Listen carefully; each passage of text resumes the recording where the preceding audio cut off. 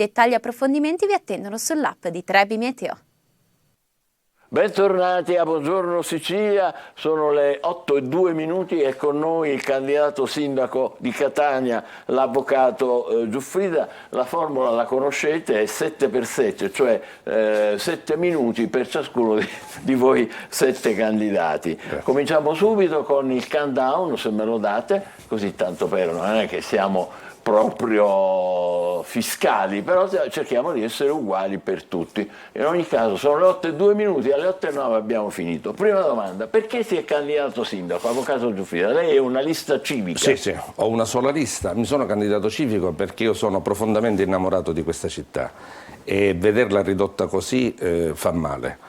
Quindi io credo che la responsabilità sia di questa politica malata, e quando mi riferisco ai politici, più che alla politica, ai politici malati sia di governo che di opposizione, perché non possono rivendicare meriti per aver, anzi purtroppo li potrebbero rivendicare al contrario, e purtroppo non vedo segni di discontinuità, perché fino a ieri abbiamo visto il candidato sindaco trentino seduto al tavolo diciamo, con l'ex sindaco Pogliese, quindi questi sono segnali che secondo me non fanno proprio bene. Cioè non c'è discontinuità. Non c'è discontinuità, ma anche dalla parte dell'opposizione purtroppo non c'è credibilità, perché io credo che accogliere voti di ex sindaci che hanno comportato il dissesto a Catania e di altri personaggi diciamo poco trasparenti, non mi pare che facciano... Felice Bianco, chi sì, sei? esatto, sì, non mi pare. E lei la prima cosa che farebbe se fosse eletto sindaco?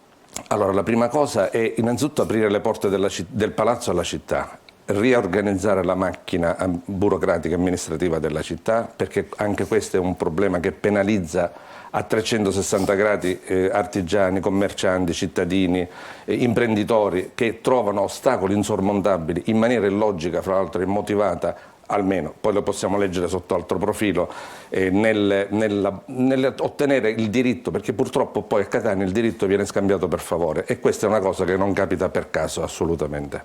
Terza domanda: che cosa dice a chi si astiene o a chi si è astenuto? Ricordiamo che nel 2018, è passato molto tempo, ci sono state le regionali, comunque a Catania nel 2018 ha partecipato il 53%, certo. Cioè poco più della metà. Allora non sappiamo adesso i sondaggi che dicono sull'astensione, ma lei rivolgendosi a loro. Ma io dico una cosa semplicissima, allora oggi avete la possibilità di cambiare le sorti di questa città, vi si offre un'occasione, non dico irripetibile, ma sicuramente importante. Quindi se oggi voi non riuscite a cambiare la città e vi adeguate ancora a questo sistema malato, allora poi non avete il diritto di lamentarvi, dovete tacere. E quindi avere fiducia in personaggi outsider? Sì, io non dico che devono votare me assolutamente, dico ma hanno la possibilità di scegliere e di dare un segnale di discontinuità. Questo dico. D'altronde c'è un principio in democrazia dell'alternanza che a Catania non mi pare che sia stato assolutamente applicato. Quindi l'alternanza è democrazia, perché la politica è una cosa seria, e quindi io credo che oggi è il momento che ogni cittadino si assuma le proprie responsabilità e non si lamenti più se poi continuerà a subire angherie, soprusi e quant'altro. Chiarissimo, adesso ho ancora 1 minuto e mezzo, tutto per lei, per un'ultima domanda del collega. Allora, avvocato, abbiamo capito quella sua posizione, ma lei a chi si sente più vicino tra gli altri candidati sindaci, oppure da chi si sente più lontano rispetto a quelli che sono gli altri competitor? Sicuramente, e non ho motivo di non dirlo, da trentino sicuramente, questo al centrodestra mi sento molto lontano, anni luce. Purtroppo mi sento lontano anche dal polo progressista, per i motivi che ho detto poc'anzi, perché ha deluso secondo me e ha le aspettative.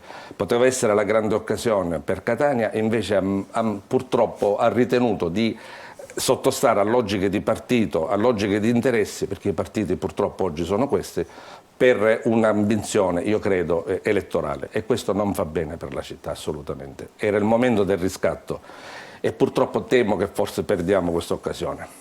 Alleanze quindi non ne ha in mente eventuali? No, assolutamente. Apparentamenti? No, apparentamenti no, né mi sia stato chiesto altre volte se volevo degli assessorati, assolutamente no.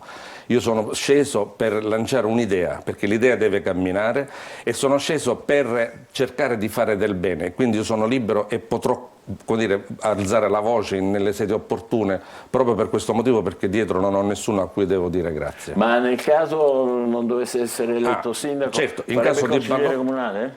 Sì, assolutamente. Se fosse eletto mi farei... Ma in lista civica dove si schiererebbe? Lei in lista Sicuramente lato progressista, su questo non ho dubbi, non ho motivo di dirlo. E se dovesse esserci un ballottaggio, lo dico pure, io lascerò libere alle persone ovviamente di votare chi vogliono, d'altronde non sono un partito, quindi non darò diktat a nessuno, assolutamente. Torniamo ancora sui catanesi, che come li sta trovando andando in giro nelle manifestazioni elettorali? Allora, io quello che vedo è che c'è tanta rabbia, rabbia e voglia. All'inizio, quando io mi paleso che sono candidato sindaco, mi respingono. Poi quando incominciano, sì, perché lo capisco, hanno ragione, dice ma lei si fa vedere ora, eccetera, ed hanno perfettamente ragione, ma io prima... non la conosco. Non mi conosco, ma io prima non avevo nessun ruolo, quindi è chiaro. È conosciuto ma non sapevano che fosse impegnato politicamente. Poi quando io incomincio a dire, guardi, io non le do il sentino, come si dice, le do il programma elettorale, perché di quello dobbiamo discutere. E allora le persone incominciano ad ascoltare. Le dico solo una cosa, l'altro giorno a Librino, questo per sfatare un mito che a Catania purtroppo crea anche malessere e non fa bene, un venditore ambulante mi ha parlato di Kant, cioè questa è una cosa che a me ha fatto... Le ha parlato? Di Kant, non di Eva Kant, ma di Kant, il filosofo. Ma fantastico. Quindi io dico, quando ci sono queste realtà, è una cosa bellissima, quindi se Catania non riesce a valorizzare persone umili, che però hanno una cultura che non hanno nulla da invidiare a persone della Catania bene, allora io dico, queste sono le realtà che noi dobbiamo prendere. Scusi, la curiosità, le parlava di Kant a che proposito? No, a proposito del fatto che lui dice guardi che io non sono una persona, dice, anche se mi vede qua alla fiera, perché era la fiera di Librino, io riesco a parlarle tranquillamente di Kant, da Diabolic a Kant, ma non Eva Kant, attenzione. Sì. Quindi a me la ha conferma fatto... di una... Ma perché ci sono realtà, purtroppo noi a Catania abbiamo questa mentalità un po', come dire, bieca, di considerare le periferie come qualcosa di serie B. Invece nelle periferie c'è persone che hanno dignità.